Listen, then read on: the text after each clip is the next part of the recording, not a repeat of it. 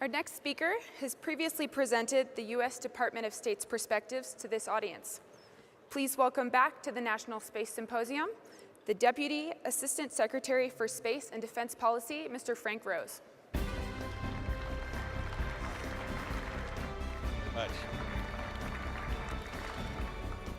Well, thank you very much for that kind introduction. It is a true pleasure to be back here at the National Space Symposium. Just last week, on April 12th, was the 51st anniversary of Yuri Gagarin's historical flight as the first human in space. His Vostok 1 mission lasted 108 minutes, during which time Gagarin made a full orbit around the Earth. A year after Gagarin's flight, and a half-century ago for us, John Glenn made his orbital flight, 3 orbits around the Earth. In just a little over 50 years, we have gone from Corona, which took the first imagery of denied areas from space, to large constellations of spacecraft performing complex data and information collection, and from Vostok and Mercury to plans to send tourists into space. As we observe the 50th anniversary of John Glenn's orbital flight this year and look back to 1962, it is obvious that the space environment has changed dramatically since that historic event. In 1962, space was the domain of 2 superpowers, and the United States was racing against a single adversary in a space race for security and prestige. Today, the situation is much more complex. The actors in, uses of, and threats to the space environment have grown and changed dramatically. Space is now the operating domain of over 60 nations and government consortia, as well as numerous commercial enterprises and academic institutions around the world, all with diverse technological and economic capabilities and strategic and political orientations. 50 years ago, we were just beginning to understand and explore the uses of space assets for life on Earth. Today, the world community is reliant on space systems, which assist us in a variety of economic, societal, and national security activities, including communications, financial operations, weather forecasting, environmental monitoring, navigation, surveillance, and treaty monitoring. The United States also recognizes that the advantages that we and our allies and friends derive from space-based assets may not go unchallenged. Space is becoming increasingly contested in all orbits. Today, our space systems and their supporting infrastructure confront a wide range of natural and foreign threats that may deny, degrade, deceive, disrupt, or destroy assets. As more nations and non-state actors develop counter-space capabilities over the next decade, threats to U.S. space systems and challenges to the stability and security of the space environment will only increase. Irresponsible acts, such as China's 2007 anti-satellite test, can have damaging consequences for all of us. Space debris, whether created through accidents or calculated actions, does not discriminate when it comes close to national space systems. As many of you are aware, debris from China's 2007 ASAT test has come close to China's own satellites numerous times over the past several years. Over 50 years of space activity has littered the Earth's orbit with debris. And as activities in space increase, the chance for collision correspondingly increases.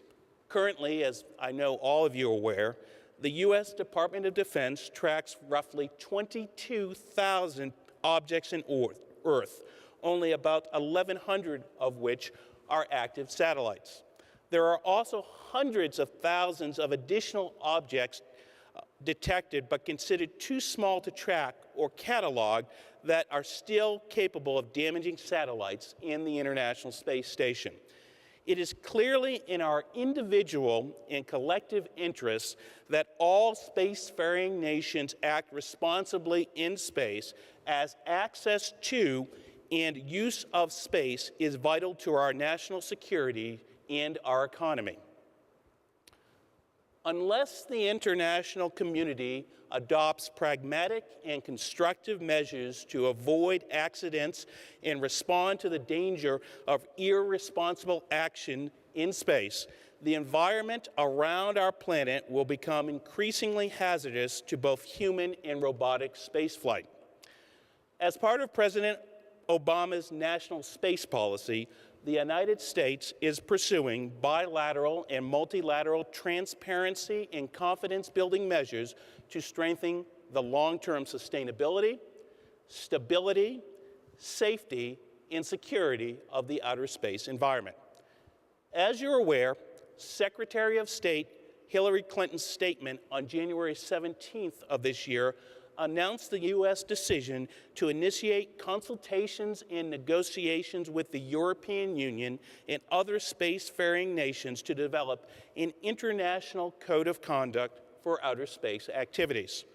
While we are not officially signing on to the European Union's proposed code of conduct, we believe the EU's latest draft is a useful foundation and constructive starting point for developing a consensus on an international code of conduct.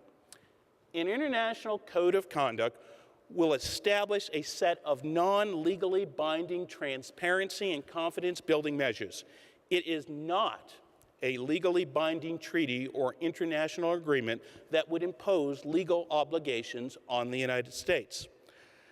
Let me also reassure you that all departments and agencies involved in U.S. economic, commercial, and national security activities in space have been and will remain fully involved in the ongoing U.S. interagency effort to formulate U.S. government policy and making a final decision on subscription to an eventual international code. Furthermore, as revised drafts of the code are developed in multilateral diplomatic negotiations, U.S. positions will be fully coordinated across the U.S. government. Additionally, we will also continue to consult with Congress and U.S. industry as we move forward. Let me also stress that the Obama administration would not subscribe to an international code if it constrained or limited the inherent right of individual or collective self-defense, our intelligence community programs or operations, or our ballistic missile defense systems or capabilities. We are confident that all U.S. national security and intelligence equities will remain protected.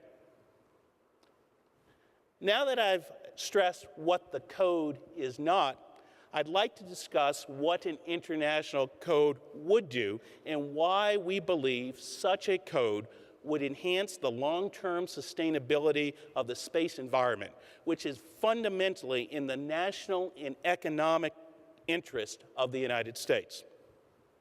A widely subscribed international code would establish internationally adopted transparency and confidence-building measures, including best practices or rules of the road, which can help avoid collisions and identify irresponsible behavior.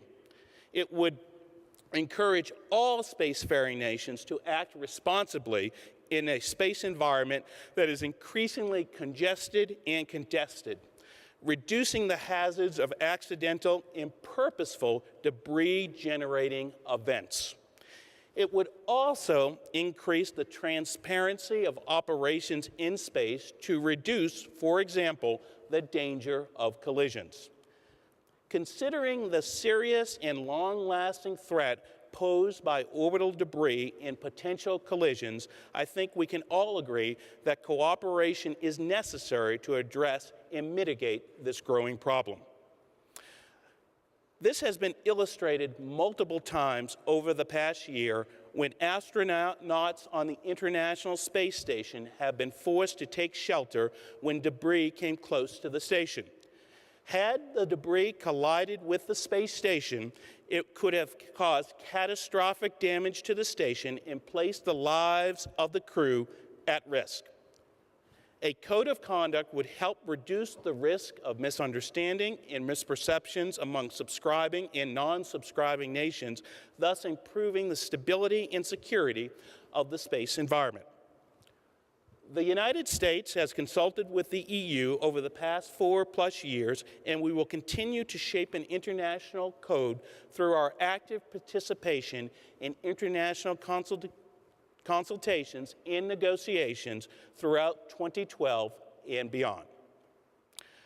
Looking back at the space environment that John Glenn encountered half a century ago, and considering the congested and contested space environment we face today, it is clear that the space environment continues to change in dynamic and challenging ways. Today, the world is increasingly interconnected through and increasingly dependent on space systems. The risk associated with irresponsible actions in space means that ensuring the long-term sustainability, stability, safety, and security of the space environment is in the vital interest of the entire world. As more countries field space capabilities, it is in our collective interest that they act responsibly. One of the best near-term options available to us today to ensure sustainability and the security of our space activities is through the adoption of best practice guidelines like an international code of conduct. Failure to take action now to reverse these disturbing trends could have dramatic consequences. As Secretary of State Clinton stated, and I quote, "The long-term sustainability of our space environment is at serious risk from space debris and irresponsible actors. Unless the international community addresses these challenges, the environment around our planet will become increasingly hazardous to human spaceflight and satellite systems, which could create damaging consequences for all of us." Thank you very much, and thank you for your attention. Have a wonderful day.